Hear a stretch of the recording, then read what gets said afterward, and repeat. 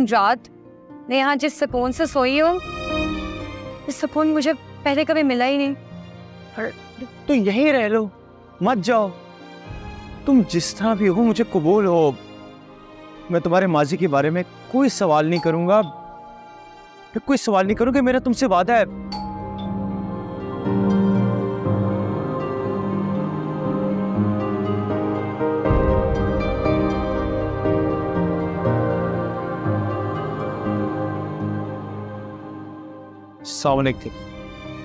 अभी और मेरे तफकीर, मुझे यकीन था एक दिन मेरी बेटी मुझे जरूर मिलेगी। तेरे अब्बा से मैं कहती थी मेरी राबी मुझे मिलेगी। खुरे शी मैडम मुझे तक लेकर आई। को कैसे पता चला कि मैं यहाँ? मैं तुझे पुलिस की तरह खोजने नहीं आई, मैं तो सिर्फ तेरी खैरियत मालूम करने आई थी तेरी माँ के पास। ये तो इत्तेफाक है तुमसे मुलाकात होगी। मैं तो मिलने तेरे शौहर से आई थी, पूछ ले अपनी माँ से। हाँ राबी, ये बिल्कुल ठीक कह रही है। इसे तुम्हारे बारे में कुछ पता नहीं था कि तुम कहाँ हो। ये तुम्हें ढूंढती हुई झोपड़ी तक आ पहुंची और तुम्हारे बारे में मुझे सब कुछ बता दिया। फिर हम यहाँ आ गए। राबी, आज मैं तुम्हें अपने आंखों के सामने देख रही हूँ। इंतहा नहीं, क्या पता मैं कितनी खुश हूँ। राबी, तुम जानती हो ना मेरे तुम्हारे ऊपर कितने एहसान आते हैं, इसीलिए मुझे यकीन है तुम मेरे साथ नाइंसाफी नहीं करोगी। मैंने तुझे दुबई से लाने के लिए कितने पापड़ बेले, तुम जानती हो ना अच्छी तरह। जानती हूँ, और मैं क़यामत तक आपकी ये एहसान नहीं भूल सकती। तो बस तुझे चलना होगा मेरे साथ। मैं भागकर यहाँ नहीं आई हूँ, मैं बस बगैर बताए यहाँ आई हूँ ताकि मैं अपने शौहर से मिल सकूँ, उसको बता सकूँ। मैं उसे मजीद किसी कर्ब में मुब्तला नहीं रखना चाहती, ताकि ये मेरे बारे में इत्मीनान कर ले और अपनी नई जिंदगी का आगाज कर ले। और अम्मा, मैं अब आपकी पहली वाली बेटी नहीं रही, तो आप कुछ और ही हो। आप मुझे भूल जाएं, ये बस अब हमारी आखिरी मुलाकात है। नहीं नहीं, ऐसा मत कहो मेरे बच्चे, मैं तो जीते जी मर जाऊंगी। नहीं, मत जाओ छोड़ के। राबिया, देखो, अगर मुझे दूसरी शादी करनी होती तो मैं कर चुका होता। अपनी अम्मा से पूछो, मैंने थाने के कितने चक्कर लगाए तुम्हारे बारे में पूछने के लिए। सच कह रहा है राबिया। मैडम, हंसते, इसे हमसे जुदा मत करे, मत ले जाए हमारी बेटी को। इसको हमारे पास ही रहने दे, मत ले जाए इसे, मत ले जाए। ये फैसला खुद राबिया ही करेगी। मैं यहाँ नहीं रह सकती अम्मा, मेरे हाथ पांव बंधे हुए हैं। वाजी ने मुझ पर बहुत एहसान किए हैं और मैं वो एहसान कभी नहीं चुका सकती। मुझे अभी यहाँ से जाने दे, मैं आती रहूंगी मिलने। राबिया, तुम मुझे बताओ कौन कौन से एहसान है, मैं सारे एहसान चुका दूंगा। जो भी कीमत है मैं वो कीमत अदा करने के लिए तैयार हूँ, मुझे चाहे अपनी टैक्सी बेचनी पड़े। तो ठीक है, मैंने राबी को यहाँ लाने के लिए 10 लाख रुपया खर्च किया है, वो रकम अदा कर दो। तब तक राबी मेरे पास रहेगी। तुम्हारे पास 7 दिन नहीं, बोलो शर्त मंजूर है क्या?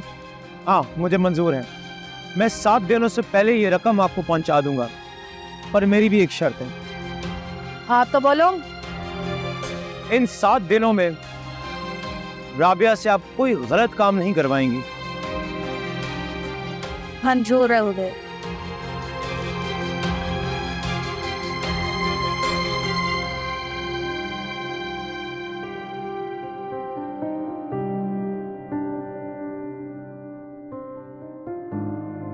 राबिया, तुम्हारे लिए ये कीमत कुछ भी नहीं है।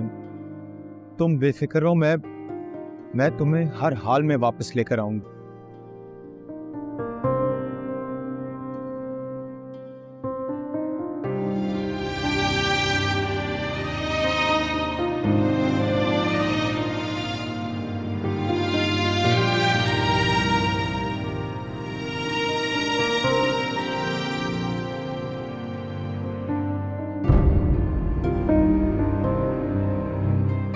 रवि, मुझे तुम पे पहले भी भरोसा था और अभी भी, और तुम मेरा भरोसा नहीं तोड़ोगी। तुमने मुझसे पहले भी वफादारी निभाई है और आइंदा भी निभाओगी। मैं तुम्हें इसका सिला देना चाहती हूँ।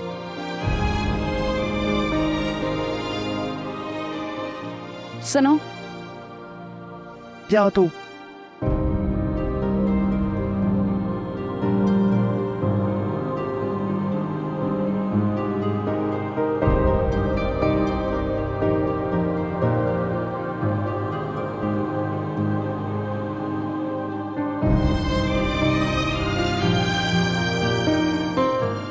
मुझे बाजी ने वापस भेज दिया, लेकिन इसकी शर्त भी पूरी करनी पड़ेगी, वरना वो मुझे यहाँ रहने नहीं देगी। मगर वो इतने पैसे लाएंगे कहाँ से? तुम बेफिक्र हो, मैं अपनी टैक्सी बेच दूंगा, उसकी 10 लाख रुपए मिल जाएंगे।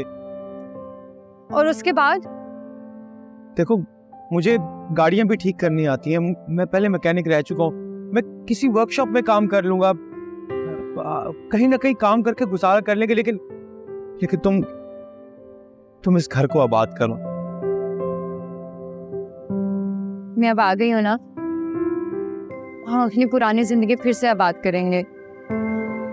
या अल्लाह, तेरा शुक्र है, मानो तेरे काम संवर गए, मेरी बच्ची आ गई।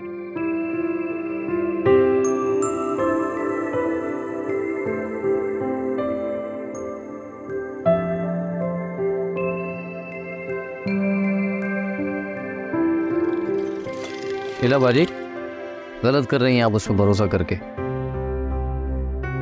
यहाँ पे इसको छोड़ के मत जाओ, और उस टैक्सी ड्राइवर पे भरोसा मत करना, वो इतने पैसे क़यामत तक अदा नहीं कर सकता। अगर उसे यहाँ छोड़ के चली गई तो वो उसे लेके भाग गया तो? करीम, मैंने भी कोई कच्ची गोलियां नहीं खेली हुई। मैंने इन दोनों के लिए जो जाल बिछाया है उसमें ये दोनों बुरे तरीके से फंस गए। अब ये बच नहीं सकते। अब वो अंदर जाके मेरे गुण गाएगी और मेरा आगे का काम आसान हो जाएगा। लगता है कोई खास मंसूबा बनाया है शीला बाजी।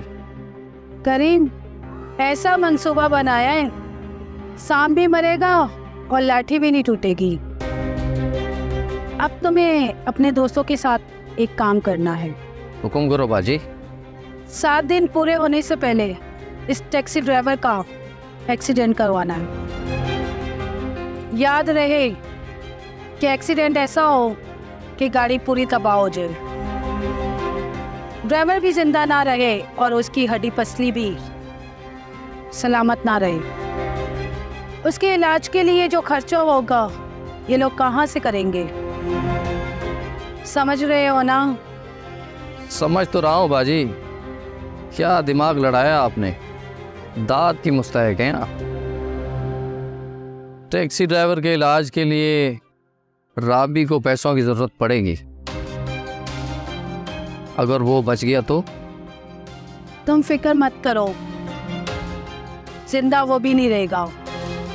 जैसे राबी के हाथ में पैसे जाएंगे वो भी खत्म। डॉक्टर उसके इलाज का पैसा वसूल करेंगे लेकिन वो बचेगा नहीं। बाद में ये राबी कैसे पैसे अदा करेगी? आएगी तो मेरे पिंजरे में। उसको वापस लाने के लिए प्लान बहुत जबरदस्त है। अरे वाह शीला बाजी, आपने तो आटे में से बाल निकाल कर फेंक दिया और किसी को कानों कान खबर तक नहीं होने दी। चलो आओ बैठते हैं, चलें। तुम मुझे छोटे बच्चों की तरह ट्रीट करने लगे हो वहीद। मुझे कल से इस होटल में नहीं रहना है। खुदा के लिए मुझे इस होटल से निकालो। और बात तो ये कि ये बात हम भी जानते हैं कि हम दोनों की भी शादी नहीं हुई है। कोई आ जाए, वो पूछ ले तो मुझसे तो ठीक से झूठ भी नहीं बोला जाता है। इसलिए कोई ऐसी सूरत पैदा करो कि हमारी शादी हो जाए और शायद इसी तरह मुझे कुछ थोड़ा इत्मीनान भी हो जाए। मेरा कोई कसूर नहीं है, आप ही की बेटी ने मुझे वरगलाया था, वरना मुझे क्या शौक है आपकी बेटी से रिश्ता हो। तो भगा के क्यों ले गया था मेरी बेटी को? महविश, क्या हुआ महविश को?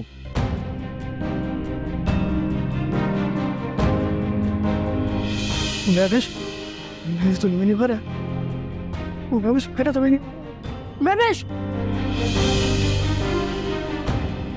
वहीद, वहीद क्या हुआ मुझे बताओ। वहीद होश करो। वहीद मैं हूँ रबीका। क्या हुआ है वहीद? रबीका, महविश कह रही है मैंने उसको मारा है। मैंने उसको नहीं मारा, मैं किसी को क्यों मारूंगा? उसने तो खुदकुशी की थी। हाँ, उसने तो खुदकुशी की थी, फिर क्यों कह रही है कि मैंने उसको मारा? होश करो वहीद। अच्छा ठीक है, होश करो। मुझे देखो, तुमने नहीं मारा है उसको, ठीक है?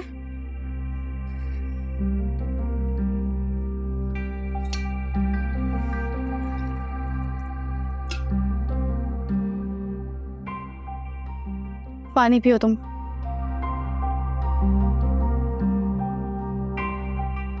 रिलैक्स वहीद, तुमने नहीं मारा महविश को। तुम ऐसा क्यों सोच रहे हो उसके बारे में? उसको अपने ख्यालों से निकाल दो। जब तक उसको अपने ख्यालों में रखोगे खुद भी परेशान होगे और सबको परेशान करोगे। होश करो वहीद। मैं क्या करूं रबीका, वो मेरे काबू में थी।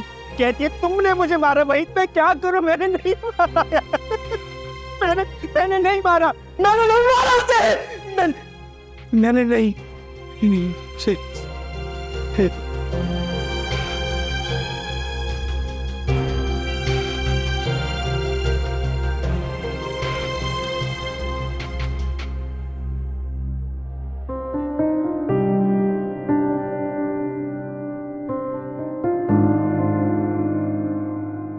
अस्सलाम वालेकुम अबू।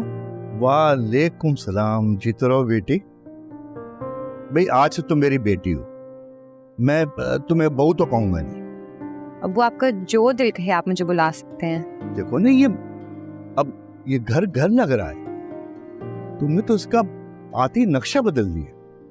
यानी जब से मैं रिटायरमेंट होके आया हूं, मैंने इस घर में इतनी रौनक और तब्दीली नहीं देखी। आज मुझे एहसास हुआ है कि जिब्रान तुम्हारा इंतजार क्यों कर रहा था। हालांकि मैंने उसको शादी के लिए कहा, लेकिन उसने अहमियत तुम्हें ही दी। अल्लाह तुम्हारा हामी और नासिर हो। भाई सच्ची बात तुम्हें बताऊं, तुम्हारे आने से मुझे बहुत खुशी हो। बहुत शुक्रिया अबू। आप बैठिए, मैं आपके लिए कुछ खाने को लेके आती हूँ। देखिए ना, ये एक और नई बात, जब तुम्हारे आने से मुझे खाना भी घर का मिलेगा। यानी मैं और जिब्रान दोनों जो बाहर का खाना खा खा के थक गए थे, उससे भी जान छूट गई। आप बेफिक्र हो जाए, अब मैं आपको घर का ही खाना दूंगी, ठीक है? चलो ठीक है, तुम खाना लाओ।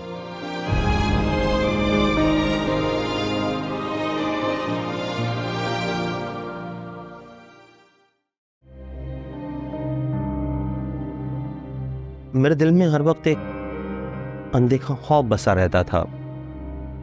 इंसान जो करता है ना एक दिन उसे उसका हिसाब जरूर देना पड़ता है। तुम्हारे भाई ने उस मासूम लड़की की जिंदगी खराब कर दी और उसे उस हाल पर पहुंचा दिया कि जहां वो अपनी जान लेने पर मजबूर हो। और अफसोस तो इस बात का है कि हम भी इसके जुर्म में बराबरों के शरीक। अब्बू, मगर मुझसे वहीद की हालत देखी नहीं जा रही।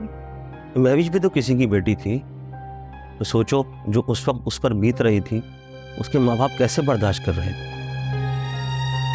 और सच पूछो तो मैं ये चाहता था कि वहीद महविश को अपना ले, मगर उसने ऐसा नहीं किया। वहीद ने महविश के साथ बहुत बुरा किया रबीका, और हमने भी ना चाहते हुए वहीद का साथ दिया। आज वहीद जिस हाल में है, तो वहीद तो इसका जिम्मेदार है ही, उसके जिम्मेदार हम भी हैं। अब्बू, मैं बहन हूँ उसकी, मुझसे उसकी ये हालत नहीं देखी जा रही, तो आप बाप होके कैसे बर्दाश्त कर रहे हैं? अब तुम्हारे भाई ने ये जो कुछ भी किया है उसके लिए सज़ा बहुत कम है। बस अल्लाह हमारे हाल पर रहम करे, वो अरहमर राहिमीन है। ये सज़ा सिर्फ वहीद को ही नहीं मिल रही, वो जिस तकलीफ से गुजर रहा है उस अजियत से हम भी गुजर रहे हैं। तो आखिर वो है तो मेरा बेटा ना।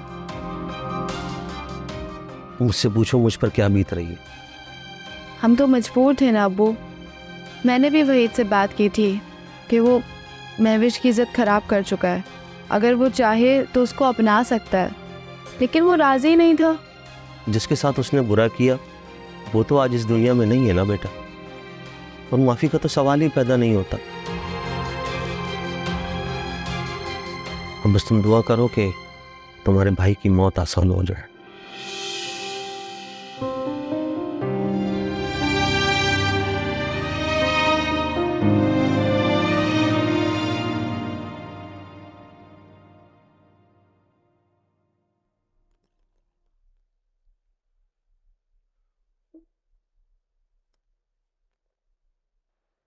जिब्रान, कुछ बना?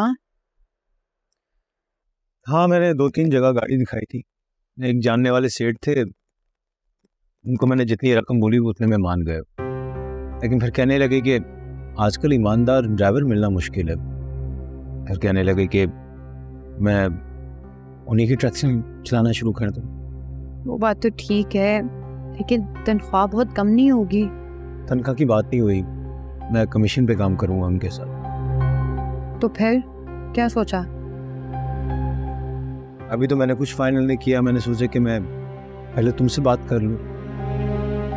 देखो, अगर कमीशन अच्छा है और कल को हमारे होने वाले बच्चों का मुस्तकबिल उससे संवर सकता है तो क्यों नहीं? मैं अभी जिंदा हूँ,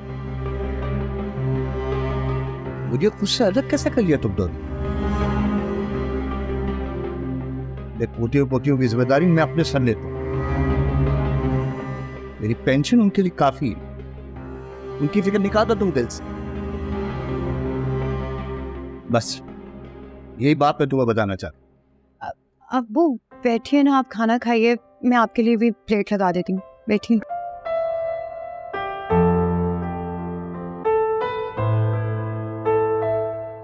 मैं जब घर में मौजूद हूं तो फिर इतनी फिक्र की क्या जरूरत? आ जाओ।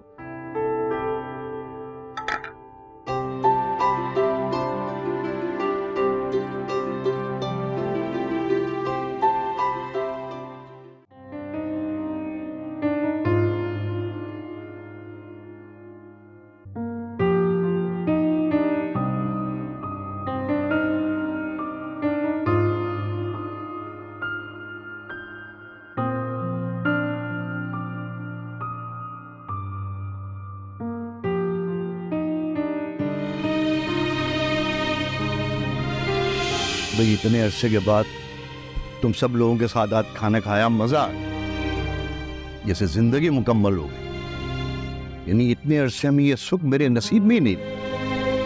अब्बा, आपने हम सब पे बहुत मेहनत की है, बड़ी कुर्बानी दी है आपने। ऐसी भी कोई अनोखी बात नहीं की।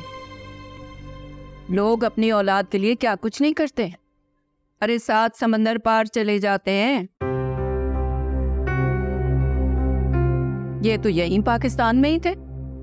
ठीक कह रही हो तुम जुबैदा, मैंने तुम लोगों के लिए कुछ नहीं किया। सारे दुख अजाब तुमने झेले। मैं तो बस सारी जिंदगी फूलों के बिस्तर पर सोता रहा हूं। खुश रहो। खुशी की बात तो तुम करो ही मत। तुमने तो मुझे सिर्फ गम दिए हैं। मुझसे मेरा बच्चा छीन लिया तुमने, मेरा जवाब तुमने मुझसे छीन लिया। मेरा सीना भी जलता है। तुम तो रोकर और मुझे बुरा भला कहकर अपना गम खत्म कर लेती हो। मैं अपना दुख लेकर किसके पास जाऊं? हाँ, तो ये सजा है तुम्हारी। एक मां से उसका बच्चा छीना है। उस मालिक ने उसका नाम बदलकर जिब्रान रख दिया था। नहीं, लेकिन जिब्रान तो तुम्हारा नाम, इसका मतलब है कि तुम मेरे जवाब।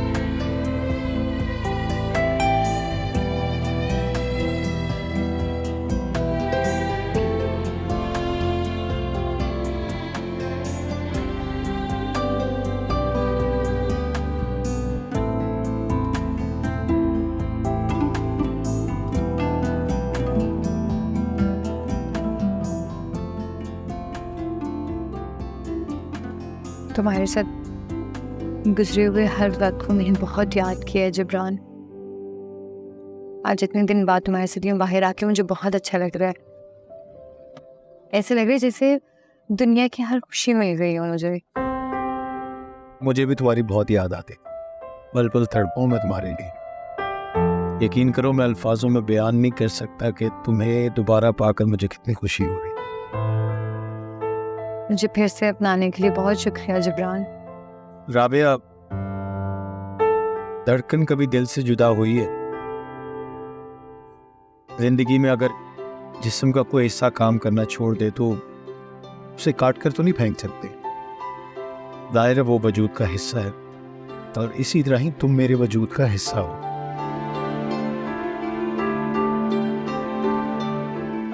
जितना वक्त मैंने तुम्हारे बगैर गुजारा है बस यूँ समझो कि एक बेजान मुड़ गई।